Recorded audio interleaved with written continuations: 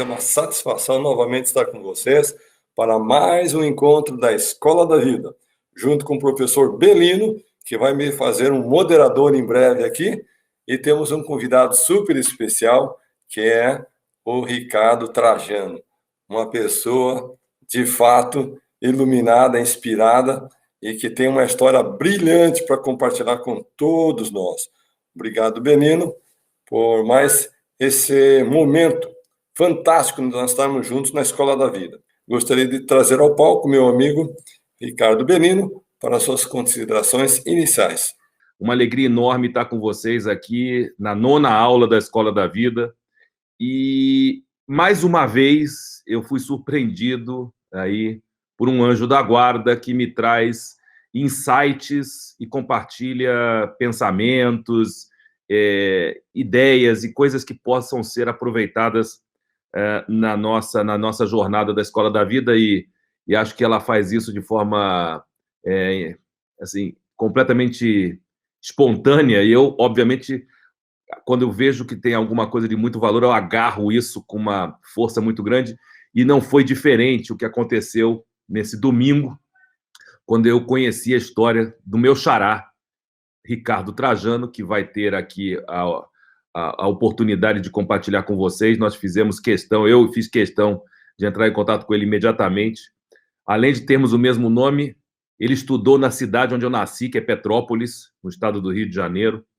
E esse homem tem uma história extraordinária. E mais do que o episódio em si, né, que ele vai relatar para vocês, é realmente como ele transformou tudo isso, né, e transformou a vida dele a partir desse episódio, né? E por isso, não por coincidência, nós resolvemos dar o título de Destino ou Sorte, né? E essa é uma dualidade, né, que a gente vive, né? Sempre sem ter certeza se aquilo aconteceu por força do destino ou força da sorte, né, do acaso, né? Ou uma combinação das duas coisas, e por isso nós convidamos o Ricardo para poder trocar aqui, compartilhar da sua experiência para inspirar cada um de vocês que está aqui hoje na sala da Escola da Vida, para poder, enfim, né, se orientar dentro dessa perspectiva. Deixo aqui mais uma vez o meu convite carinhoso, em meu nome e em nome do Carlos, para que vocês visitem a Escola da Vida, né, no nosso endereço, que é escoladavida.com.br. Sejam muito bem-vindos. Qualquer pessoa de qualquer idade, credo, qualificação, extrato social, nós somos uma escola inclusiva. Nós abraçamos a todos que têm o mesmo propósito e seguem os mesmos valores da felicidade que estão no cerne da Escola da Vida. Muito obrigado a vocês estarem aqui hoje, participando dessa aula. Carlos, é com você. Estimado amigo Ricardo Trajano, é uma satisfação tê-lo conosco na Escola da Vida, poder compartilhar conosco a sua experiência, a sua vivência. Você que é um homem iluminado, protegido, um homem abençoado, um homem que tem uma trajetória espetacular. Podemos dizer que a sua vida é um milagre. Eu acredito que aqueles que estão conosco, que já passaram da casa dos 50 anos, conhecem muito bem a tua história. Aqueles que nasceram recentemente ainda não conhecem. Mas, independentemente se conhece ou não conhece, é sempre emocionante relembrar, revisitar e sentir novamente a mão de Deus te guiando, te protegendo, te iluminando e, acima de tudo, deixando aí uma história que vai viver muito mais do que você. Você vai viver e vai morrer, Trajano, mas a sua história nunca vai morrer. Então, com vocês, recebo aí com uma grande salva de palmas nosso amigo, querido Ricardo Trajano. Obrigado, Carlos, obrigado, Ricardo, pelo convite de estar participando aqui. E, pois é, a única pessoa, na verdade, que não deveria estar aqui sou eu, né? Eu fui declarado morto no dia 11 de julho de 1973 e, como o Carlos falou, pessoal mais acima de 50 anos vai lembrar desse episódio, né? Porque já tem muito tempo, foi na década de 70.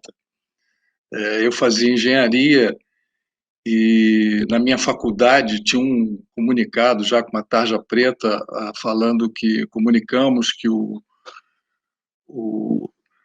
falecimento do aluno do curso de engenharia Ricardo Trajano no desastre aéreo da Varig, ocorrido em Paris no dia 11 de julho passado. E a primeira notícia, na verdade, é que não havia nenhum passageiro sobrevivente nesse voo. Era um Boeing 707 da Varig, que partiu do Rio de Janeiro e faria uma escala em Paris e chegaria ao seu destino, que era Londres. Os jornais já tinham publicado essa notícia, assim como as rádios, televisão, e foi essa notícia, na verdade, que a minha família recebeu. Foi uma tragédia. 123 mortos, e era desesperador, porque meu pai já estava encomendando meu sepultamento, né? E minha mãe era a única que falava que eu não tinha morrido. Mas, como vocês estão vendo, eu não morri, né? Eu costumo dizer que eu estou no crédito e no lucro da vida há muitos anos.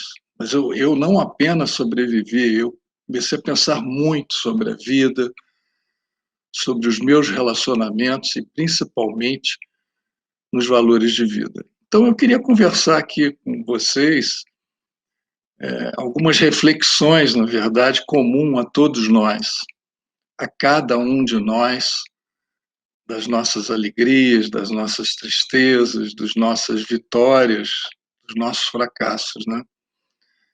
Na ocasião, eu tinha 21 anos de idade, eu era estudante de engenharia em Petrópolis, terra do Ricardo, e onde eu tenho muito boas recordações. Eu sou natural do Rio, mas morava em República, em Petrópolis, então tenho uma grata lembrança de Petrópolis, adoro Petrópolis. Então eu fazia faculdade lá e eu tinha sido atleta, fui nadador do Flamengo, depois joguei basquete no Botafogo, tinha uma vida de atleta, na verdade, e era músico, eu era roqueiro, eu tinha banda. E naquela ocasião, década de 70, Londres era a meca do rock and roll. Então era a minha primeira viagem internacional e meu sonho era conhecer Londres por causa da música, né? Porque aquelas bandas conhecidas, Rolling Stones, os Beatles já tinham separados, mas essas bandas todas, elas não excursionavam, não vinham para o Brasil tocar naquela época. E então eles tocavam lá pela América do Norte, Europa, e meu sonho e paixão era ir para lá ver esses caras ao vivo e a cores. Aliás, eu falei de sonho e paixão, vocês vão de concordar, sempre quando nós somos apaixonados por algo, por alguma coisa, parece que a vida da gente ganha um sentido maior, na verdade. Ela nos faz mover o tempo todo. Então, eu aos 21 anos juntei meu rico dinheirinho, naquele tempo era muito caro você viajar, fazer uma viagem internacional, e entrei dentro de uma agência da Varig. A Varig era a única companhia brasileira que existia e que fazia voos aéreos. Naquele tempo não tinha TAM, não tinha Gol, não tinha Azul, era a Varig. E saí de lá com meu sonho realizado, que era a passagem para Londres. No dia do embarque, eu super ansioso, só para vocês terem ideia, o voo era 11h30 da noite, naquele tempo os voos eram todos noturnos, eu cheguei no Galeão, no antigo Galeão, às 5h30 da tarde. Então, eu fui o primeiro passageiro a chegar lá e fui encaminhando lá para o balcão da Varig, porque naquela época você marcava os seus lugares, o assento lá no balcão. E fui pensando muito, sempre quando eu lia e ouvia falar, quando acontecia um acidente aéreo, a cauda, a traseira do avião, era a parte que ficava mais protegida. E aí eu cheguei para a atendente e disse, olha, eu quero o último lugar. E ela falou, olha, não vai ser possível a última fileira, porque naquele tempo a tripulação de um Boeing era muito grande, eram 17 tripulantes, então a última fileira era para eles ficarem descansando. Ela falou, tem a penúltima, fileira 27. Eu falei, poxa, só se for agora, por favor. E aí eu fui nessa fileira, o avião era um 707, um Boeing lotado, todas as poltronas ocupadas, menos 2 poltronas. Eram justamente as minhas 2 poltronas laterais que estavam vagas. Depois eu gostaria de contar um fato que aconteceu com relação a essas 2 poltronas. E o voo foi tranquilo, eu super ansioso que chegasse logo a Londres, só que ele tinha que fazer uma escala em Paris, no aeroporto de Orly. Naquele tempo, o Charles de Gaulle foi inaugurado 2 anos depois, se não me engano, então só tinha esse aeroporto. E faltando cerca de 5 minutos para chegar no aeroporto, eu, na verdade, durante o voo, eu fui 2 vezes visitar a cabine. Naquele tempo você podia visitar, vocês vão me chamar de louco, mas eu adoro aviação, continuo gostando de aviação, acho fantástico. Se entrar num bichão daqueles, um Boeing, um Airbus pesando 300, 400 quilos e ver aquele bichão planando, é impressionante. E se entra dentro de um cockpit desses aviões modernos agora, desses Boeing, desses Airbus, parece que aqueles instrumentos dele ali, aquele painel, parece que você está na NASA. Bom, enfim, e aí eu fui visitar a cabine 2 vezes e conheci uma menina, foi lá atrás conversar comigo, de nome Rita, uma graça menina, 19 anos de idade, ela ia também para Londres, nós ficamos conversando um bom tempo, ela voltou depois para o assento dela, e aí, faltando 5 minutos, começou uma fumaça, uma pequena fumaça atrás de mim, muito pequena, na projeção do toalete, e aí o comissário foi lá tentar apagar o incêndio e todos já estavam com cinto, e eu, por puro instinto, não tem outra explicação, tirei meu cinto, fui andando para frente. Todos permaneceram com cintos ali, atados, e eu fui andando para frente. E chegando lá na frente, tinha um comissário-chefe falando, senhores passageiros, fiquem tranquilos, nós estamos contornando o problema lá atrás, mas já já nós estaremos chegando no aeroporto de Orly, permaneço com cinto. Quando ele me viu, me deu uma bronca, falou, pô, garoto, o que você está fazendo aí em pé? Volta imediatamente para o seu lugar, proibido, você não está vendo que o avião está chegando? E eu, isso foi em fração de segundos, cara, eu olhei para a cara dele, as coisas que ele falava comigo ecoavam no meu ouvido e não faziam o menor sentido naquele momento, e por puro instinto, impulso, e até mesmo uma força divina, sabe? Fez com que me impulsionasse, eu fosse para frente sem pensar jamais em voltar para minha poltrona. E o Dalai Lama, eu me lembro muito, tem um pensamento muito interessante do Dalai Lama que diz: cumpra as regras e aprenda as regras e quebre algumas. E foi o que aconteceu comigo. Na verdade, quando eu cheguei lá na frente, já tinham 2 comissários encostados na divisória da cabine e eles já estavam apavorados, gritando, porque a fumaça já tinha tomado conta de todo o ambiente, já tinha tomado conta de todo o avião parecia uma câmara de gás e era aquela fumaça preta, densa, tóxica, parecia fumaça de pneu queimando. E eu fiquei também em pé, ali encostado na divisória da cabine, e não enxergava mais os 2 comissários, percebi que eles tinham parado de falar, provavelmente estavam morrendo, e eu não enxergava um palmo na minha frente, parecia que estava debaixo da terra, e me veio a sensação da morte. Em fração de segundos, veio um flashback na minha cabeça, um filme na minha cabeça, eu me despedindo da vida, meus amigos, minha família. Ao mesmo tempo me veio calma e não sei de onde, e senti literalmente a morte me abraçando, literalmente. E aí o avião teve que cair bastante, perder bastante altura, a minha impressão é que ele ia cair de bico na terra, eu não tive como me apoiar, caí no chão, de bruços. Dentro da cabine já tinha muita fumaça também, eles não enxergavam mais os instrumentos, tiveram que abrir a janelinha e pilotar o avião com a cabeça para fora. E aí ele fez um pouso forçado na plantação de cebolas, conseguiu fazer esse pouso, porque não dava tempo de chegar no aeroporto, provavelmente o avião explodiria no ar, e as máscaras de oxigênio não puderam ser baixadas porque o duto que alimentava o ar de oxigênio, que alimentava as máscaras, foi invadido também pelo fogo. Então, você imagina, fogo com oxigênio, aquilo ali virou um maçarico. E aí ele conseguiu fazer esse pouso forçado, ainda estava acordado, o avião deslizou uns 500 metros pelo chão, e aí eu apaguei, não me lembro mais de nada, e ainda fiquei uns 10 minutos ali desacordado, dentro daquela fornalha, até os bombeiros chegarem.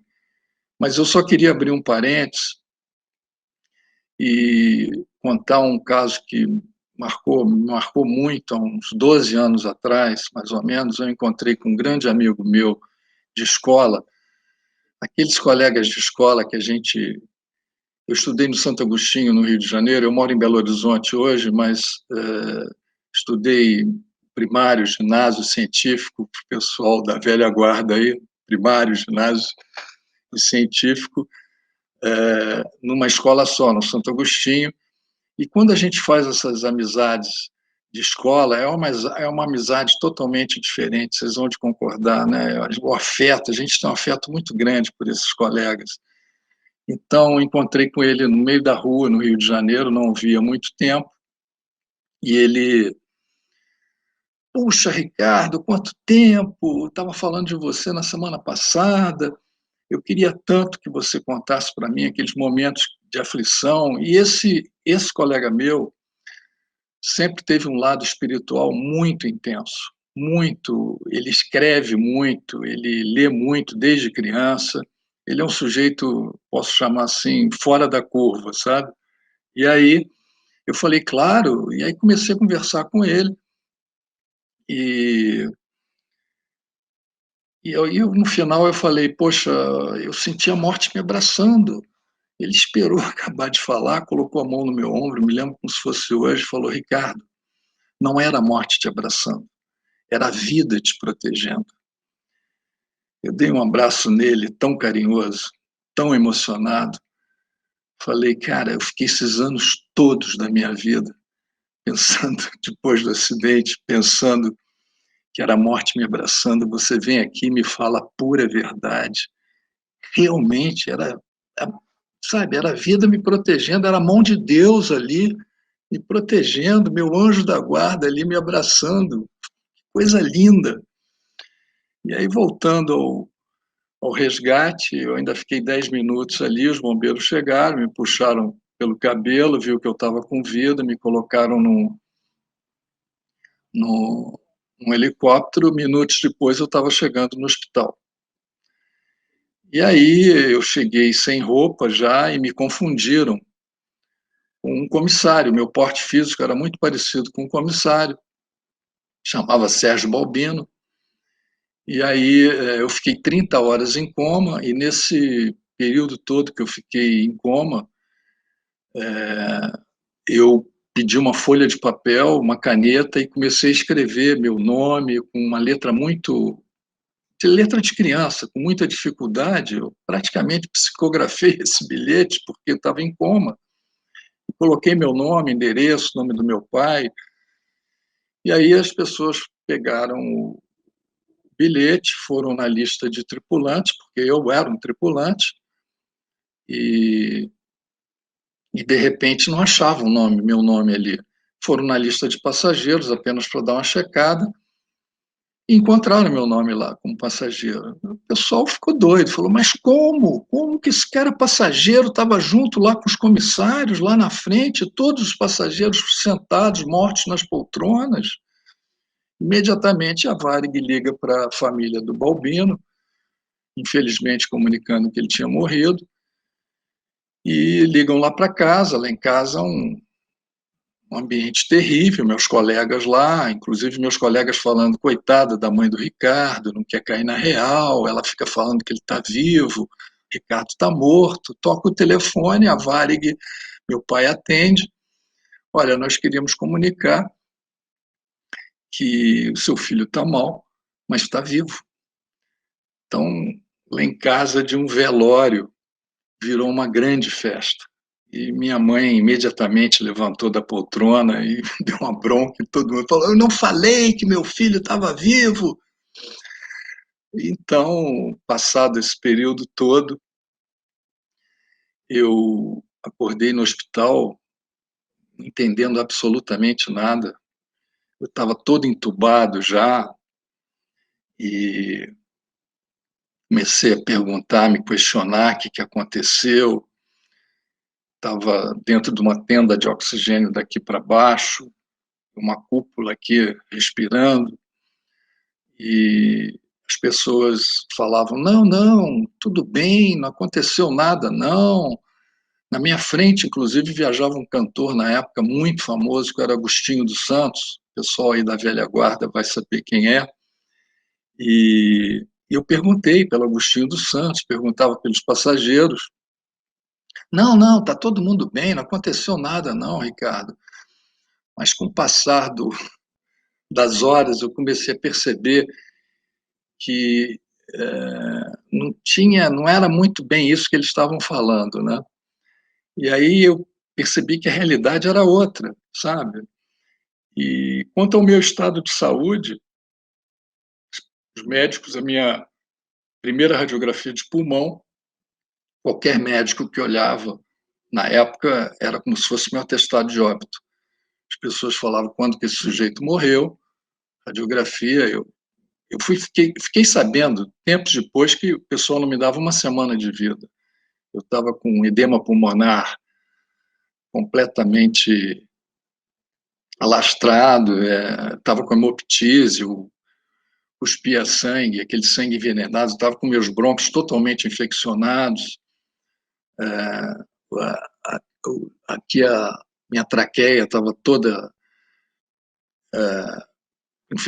infeccionada também do ar que eu respirei, daquele gás tóxico que eu inalei, né?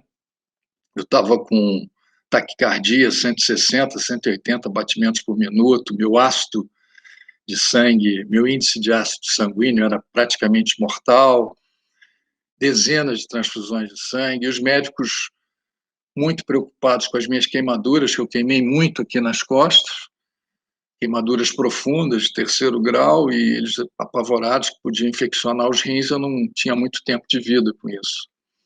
Mas, desde os primeiros dias de internação, e já bem debilitado, eu procurava extrair dentro daquele ambiente pesado e conturbado, que era um CTI, as coisas boas que me rodeavam. Eram coisas, vou falar para vocês, aparentemente banais, mas sempre carregadas de um otimismo, de uma energia que me alimentavam enormemente e que me davam forças para lutar pela vida que parecia estar próxima do fim. E essas coisas, volto a repetir, banais, era tipo, a Varig enviou imediatamente passagem para meus pais já estavam lá no hospital, eles não podiam entrar no CTI, e todos os dias ele fazia cartazes para mim, eles faziam com frases escritas com caneta pilô, entregavam para a enfermeira me mostrava essas frases. Vamos lá, Ricardo! Força, Ricardo! Ricardo, você vai sair dessa! Frases bobas, na verdade, falando aqui agora, mas para mim, ali naquele momento, eram frases carregadas de energia, força, esperança, fé. Eu ficava esperando todo santo dia a enfermeira chegar com uma frase dessa diferente para mim. Era 4h30 da tarde, me lembro disso. Todos os dias ela chegava com cartaz. Quando ela atrasava, eu já ficava agoniado, ansioso. Cadê a enfermeira? E ela vinha com aqueles cartazes para mim. Gente, aquilo era o meu alimento. Vocês não acreditam quanto isso me dava força. Da mesma forma, as cartas que eu recebia, naquele tempo eram cartas, tá, pessoal? Eram 4 dias para você receber, 4 dias para você enviar. E eu recebia dezenas de cartas diariamente e, por incrível que pareça, a maioria dessas cartas eram de pessoas que eu não conhecia. Eram de pessoas de várias regiões do Brasil, até mesmo de outros países. Eu me lembro de uma carta de uma menina da Turquia que enviou para mim uma carta e eu tirei dentro do envelope, era um recorte de jornal turco com a minha foto na primeira página do jornal e o pessoal falando: Ricardo, vamos lá, quando você sair daí eu não te conheço, mas eu quero encontrar com você e te dar um abraço pessoalmente. Então, gente, a gente começa a ver o quanto tem de gente boa nesse mundo. É o outro lado da moeda que eu aprendi a ver, que a gente está acostumado a ver um mundo todo louco, né, todo cheio de problemas, e a gente esquece de virar a moeda. Do outro lado da moeda, o quanto tem de gente boa, de gente afetuosa, generosa, não te conhece, mandando mensagem. Essa história da moeda, do outro lado da moeda, eu aprendi com aquele amigo meu, não era morte me abraçando, vira a moeda, era a vida me protegendo, sabe? Olha que coisa interessante. Da mesma forma também, eu tirava essas cartas todas do envelope, fazia uma pilha, botava uma em cima da outra e transformava aquilo num livro, parecia uma bíblia para mim. Eu lia e relia todos os dias essas cartas. Vocês não acreditam o bem que isso me fazia, não só espiritualmente, mentalmente, mas fisicamente também. E as fitas cassetes. O papo aqui é meio pré-histórico, né? Cartas, fitas cassetes, não sei se vocês lembram das fitas cassetes, eram fitas que tinham, naquele tempo eram os bolachões, os LPs que você ouvia com agulha, e as fitas cassetes que você ouvia música e você podia gravar mensagens. E os amigos meus me mandavam várias mensagens.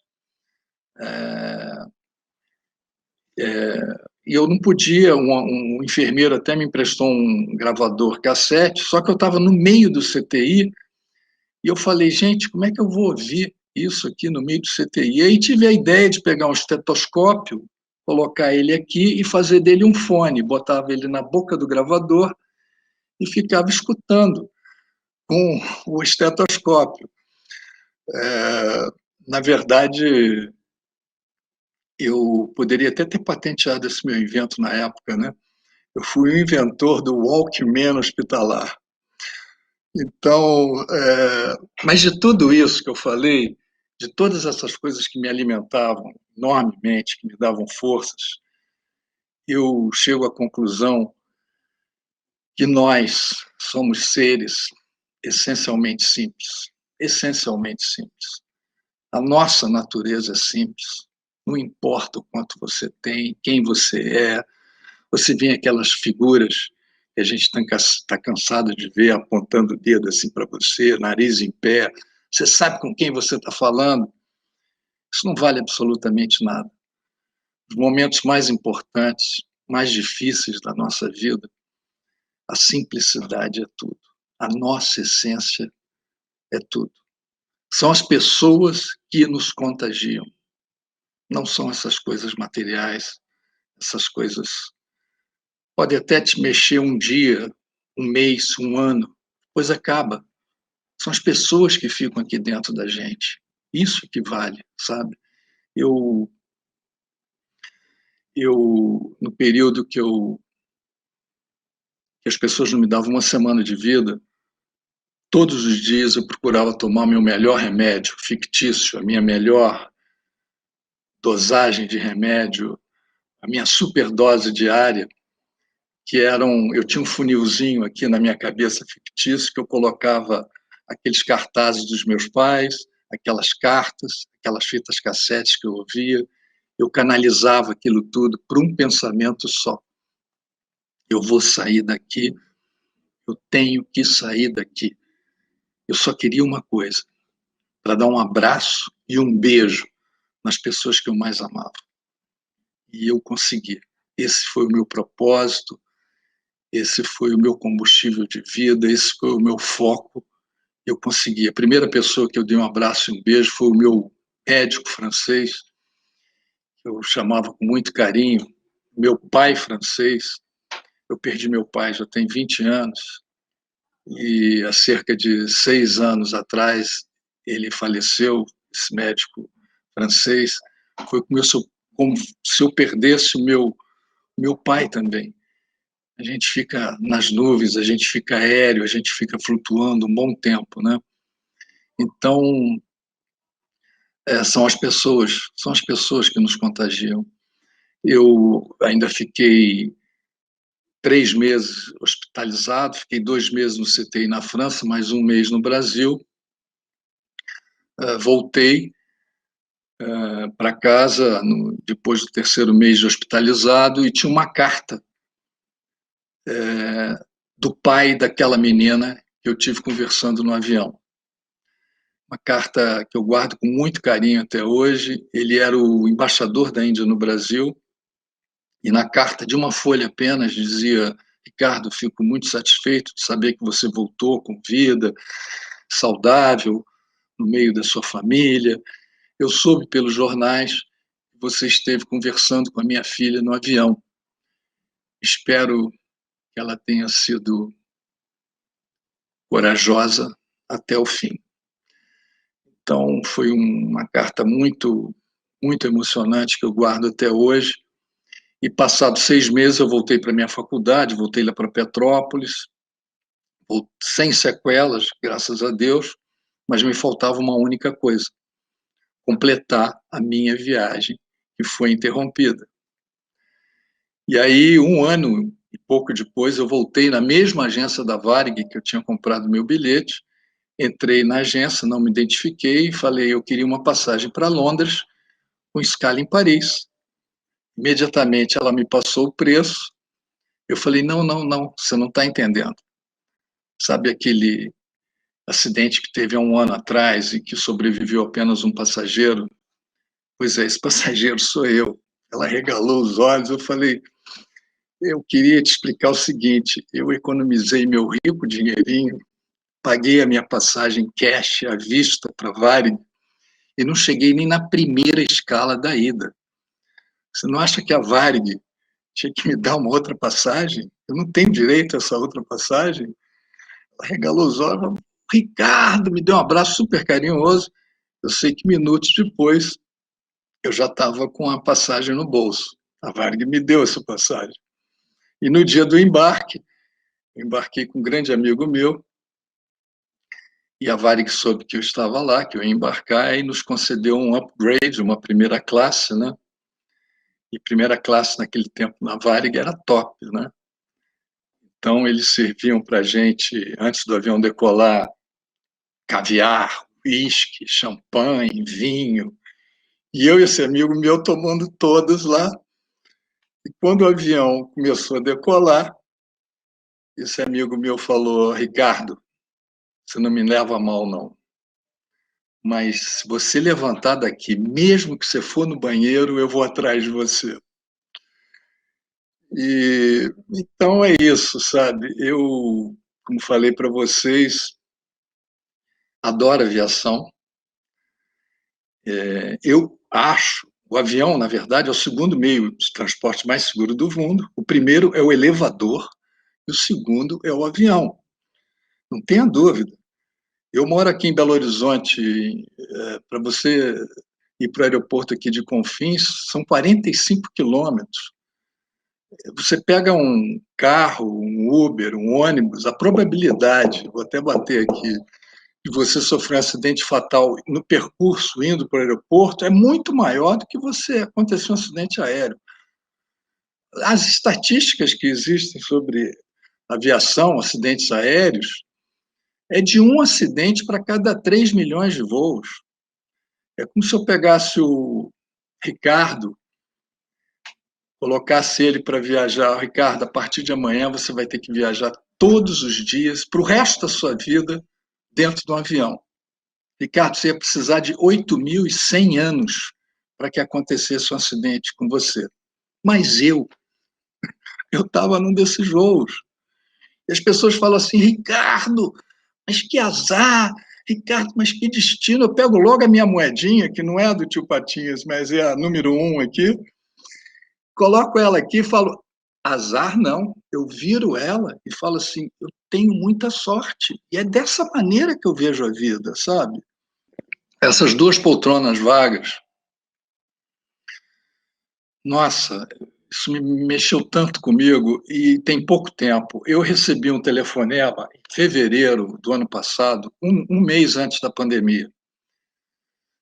E era um sujeito ligando de São Francisco, Estados Unidos. Ele mora lá há 20 anos, ele é paulistano, de nome Ricardo. Puxa, Ricardo, que prazer estar falando com você. Eu queria tanto falar com você, mas tanto. Eu tenho certeza que é uma coisa que você não sabe que aconteceu na época do seu acidente. Eu falei, puxa, Xará, Ricardos, né? Eu falei, Xará, mas o que houve? Ele falou, olha, eu conheci 2 pessoas que iam pegar o seu voo e na última hora não pegou esse voo. Eles estavam na ponte aérea lá em São Paulo, porque esse avião, todos esses aviões, voos internacionais da Varig, praticamente todos saíam do Rio. Então, as pessoas tinham que pegar a ponte aérea São Paulo-Rio para pegar o voo. Então, as pessoas que embarcavam em São Paulo, essas 2 pessoas já estavam no balcão lá da Varig, e a Varig chegou para eles e falou, olha, infelizmente, vocês não vão poder embarcar nesse voo. O avião está lotado, overbooking, naquele tempo não tinha computador, né? Mas a Varig falou assim para as 2 pessoas, olha, mas vocês não vão para Londres. Como vocês vão para a Itália, tem um outro voo noturno que vai sair mais ou menos no mesmo horário, que faz escala na Espanha e vai para a Itália. Pode ser? A gente transfere vocês para esse voo. Eles falaram, tudo bem. E aí pegaram a fila da ponte aérea. Quem estava na frente deles era o Agostinho dos Santos, que era um cantor muito conhecido. Era como se hoje entrasse no avião Gilberto Gil, todo mundo ia reconhecê-lo. O Agostinho era essa figura simpática, tinha uma voz maravilhosa, e essas 2 pessoas deram um abraço no Agostinho e tal. Bom, eu falei, puxa, mas que coisa incrível. Ele falou, pois é, Xará. E essas 2 pessoas, uma era minha tia e a outra era minha mãe, que estava grávida de mim, e colocou o meu nome em sua homenagem. E eu fiquei mais emocionado ainda, que eu falei assim, Ricardo, e você não sabe da maior. O avião estava lotado, e as 2 poltronas do meu lado eram as únicas poltronas que estavam vagas. Provavelmente esse lugar era da sua tia e da sua mãe, mas que por algum problema lá, alguma confusão, a Varig disse que estava lotado. E se a sua mãe, se a sua tia tivesse ali do meu lado viajando, na hora que começou aquela fumaça ali pequena, naquele instinto que eu tive de levantar imediatamente e ir andando para frente, se a sua mãe, se a sua tia tivesse ali, eu talvez não tivesse essa reação. Eu ficasse ali mais uns 30 segundos e dessa forma, com certeza, eu não estaria aqui para contar essa história. Nem você estaria e nem o seu xará Ricardo.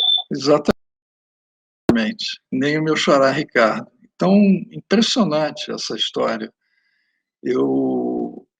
Então, as pessoas falam, Ricardo, mas que azar, Ricardo, mas que destino. Sobre o destino, eu só vou resumir. Eu acho que a gente ficaria aqui a manhã toda para conversar sobre o destino, sobre essas coisas que eu acho que é muito interessante. Mas 2 pontos aqui distintos para falar sobre o destino. O primeiro, que são as pessoas que acreditam que já nasceram com o destino traçado. Ok, eu respeito muito essas pessoas, mas eu sou da segunda opinião.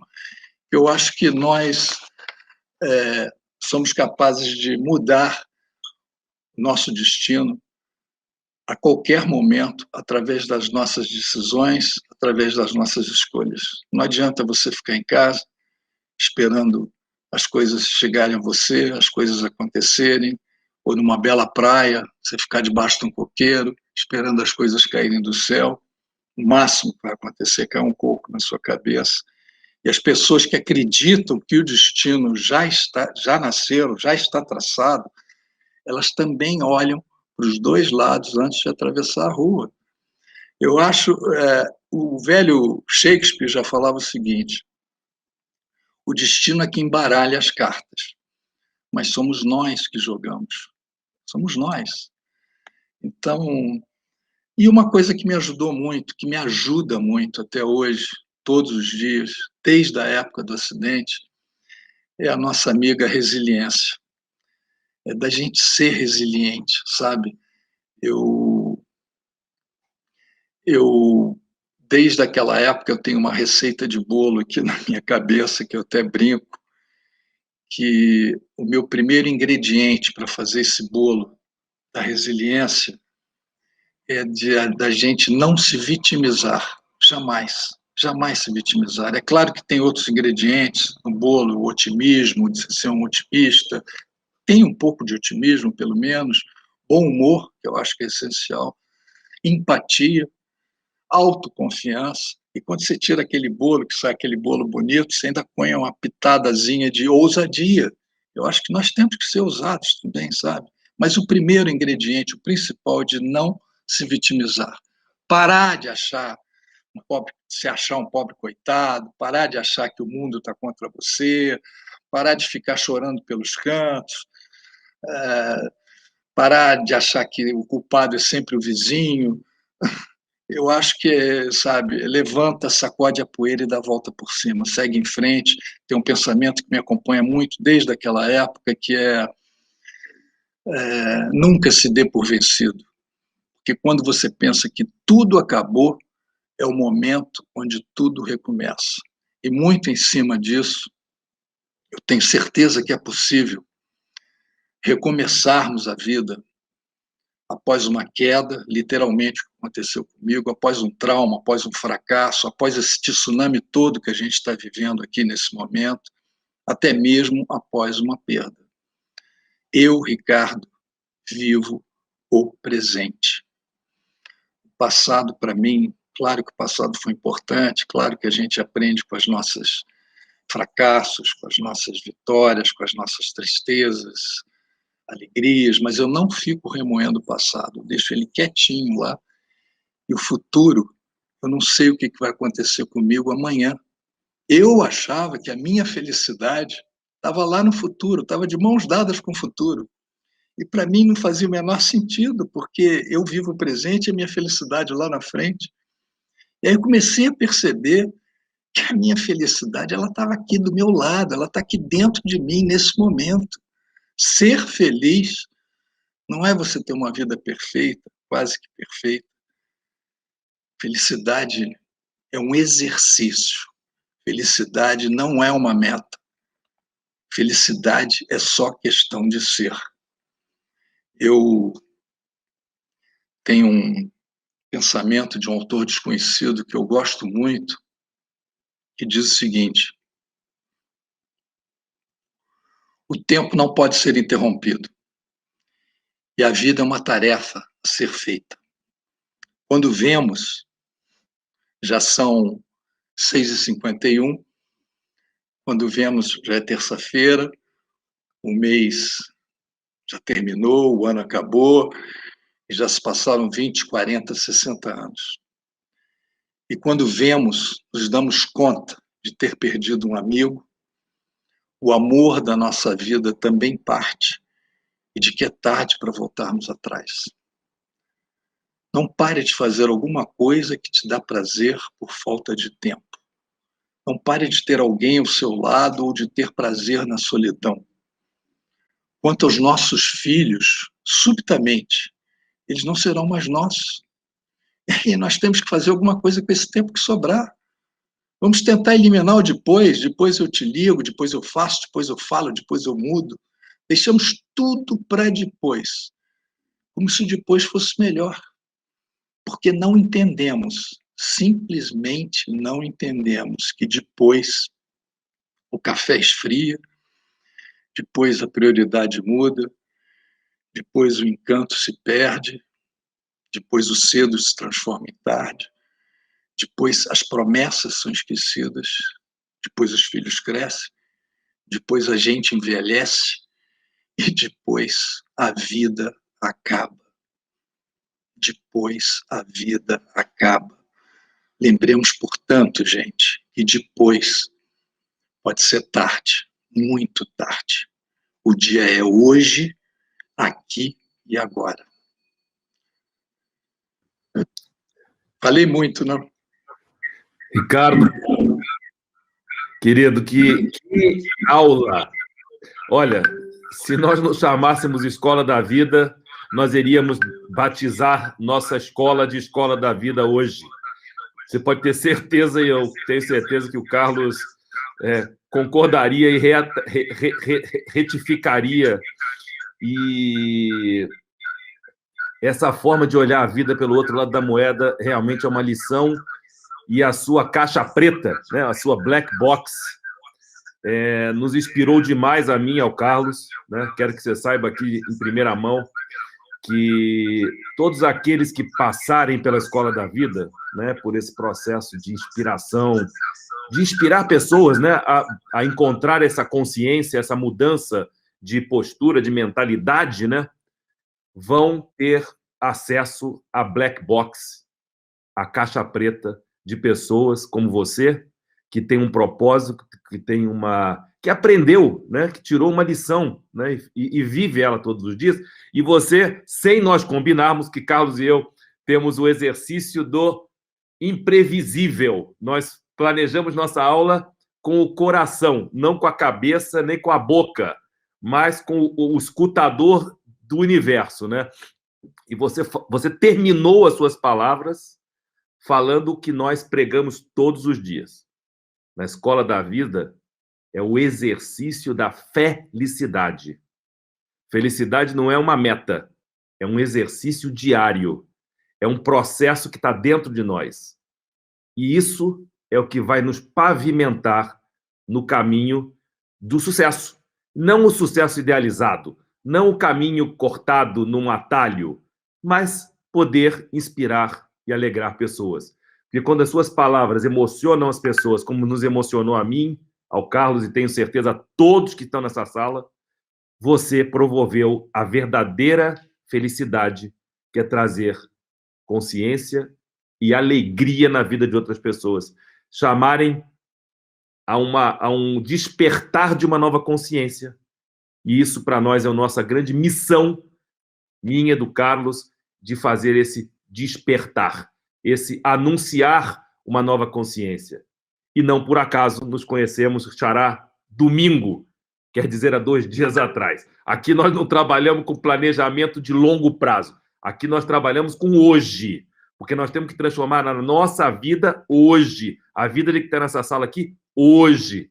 Então, eu queria convidar o Carlos para falar. Eu tenho aqui, Carlos, um dever de casa, que eu acabei de escrever, mas vou deixar você fazer as suas considerações, por favor.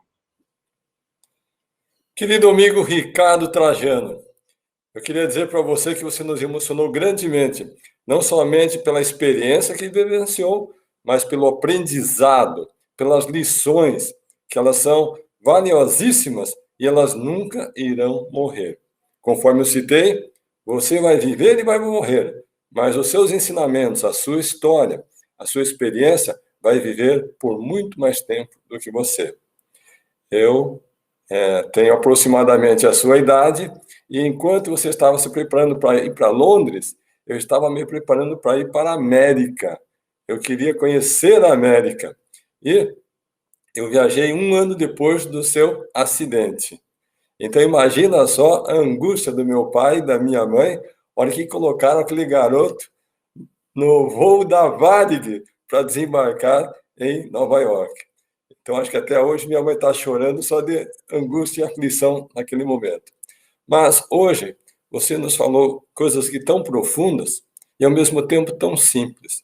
Eu conheci a sua história nos, digamos assim, uma ínfima parte.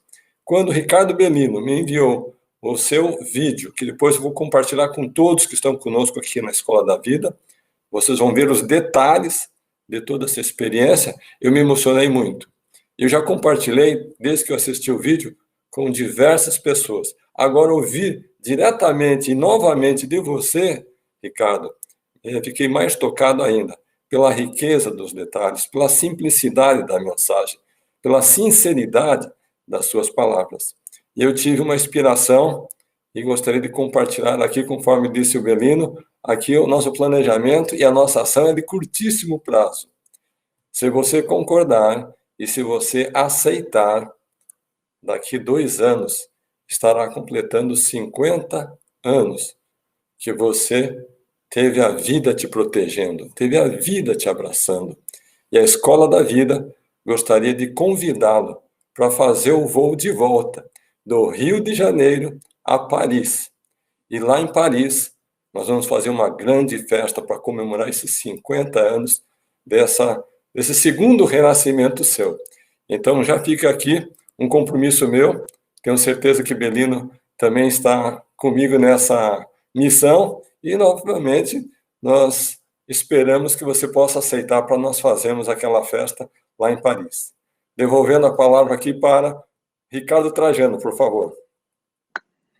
Ô, Carlos, poxa, fiquei super emocionado com as suas palavras e, claro, aceito com o maior prazer esse convite, com muita emoção, e estamos juntos. Eu estou à disposição aqui de vocês na Escola da Vida, a trabalhar junto com vocês, da gente mostrar para as pessoas, conversar com as pessoas, falar que levanta, sacode a poeira e dá a volta por cima, gente. Levanta, mas segue em frente. Para de se achar um pobre coitado, para de se vitimizar. Então, eu estou à disposição para a gente conversar sobre qualquer coisa nessa Escola da Vida, que eu achei maravilhosa essa ideia aí de vocês. Parabéns, viu? Carlos, Xará, muito obrigado. Bom, pode ter certeza que estaremos juntos nessa viagem e vamos celebrar a vida, né? Vamos celebrar essa segunda chance, né? E a gente tem que estar consciente disso, né? Quanto a gente tem de gratidão, né? Por tudo que a gente ganha, por tudo que a gente recebe, pelas inspirações, pelas oportunidades, sem o que a gente chama na Escola da Vida o coitadismo, né? Nós temos um manual anti-coitadismo. Eu escrevi um livro que chama-se o Guia Prático do Anticoitadismo. Bom, queria deixar, então, aqui, aproveitando que Carlos fez esse convite, nós trabalhamos sempre com planejamento de curtíssimo prazo e um de longo prazo. Então, quando eu ouço a manifestação do meu querido Carlos, eu me encho de alegria, porque quando você se enxerga do outro lado do penhasco, meu amigo, você não vê os perigos, né? Você não considera os motivos para não passar por outro lado, né?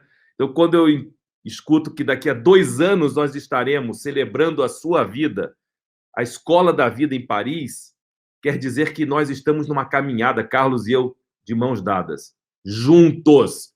Isso aqui não é uma brincadeira de criança. Nós não somos oportunistas, nós não vendemos fórmulas mágicas para ninguém que quer ficar rico rápido. A gente não acredita nisso. A nossa vida é feita de transformação diária e de exercício diário da felicidade. Xará, foi uma emoção gigantesca e uma alegria, um agradecimento a você de poder participar, atender nosso convite. Foi muito emocionante, demais. Essa escola é uma escola que, além de caderno, além de livro, também tem que entregar caixa de lenço, que é a escola que faz as pessoas chorarem, né? Então, mas as lágrimas foram o melhor colírio que você poderia me dar no dia de hoje para enxergar ainda mais transparente essa missão que o Carlos e eu assumimos. Então, muito obrigado de coração. Obrigado a todos que participaram aqui. Queridos amigos, queridas amigas, querido Trajano, foi uma satisfação e uma emoção muito grande participar dessa aula falando sobre destino ou sorte. Que Deus abençoe cada um, que vocês possam ter muita sorte, que vocês possam ter o destino e a vida abraçando cada um de vocês. Um ótimo dia, uma ótima semana e até amanhã. Muito obrigado.